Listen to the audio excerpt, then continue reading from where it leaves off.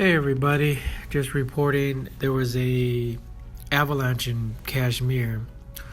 An avalanche was reported in Kashmir, landslide in the region.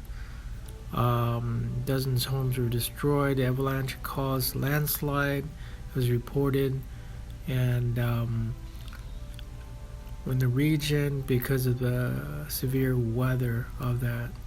And so they're searching for people and seeing, because there's piles of wood and everything on that. So here's more information on that. Again, avalanche hit Kashmir in the area there. So this is breaking on this.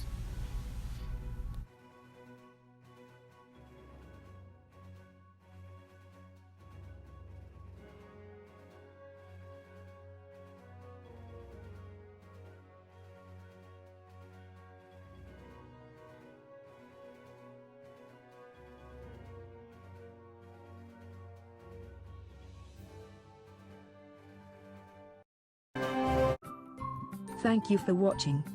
Please subscribe to us on YouTube. If you like, donate to us, visit home on the page PayPal.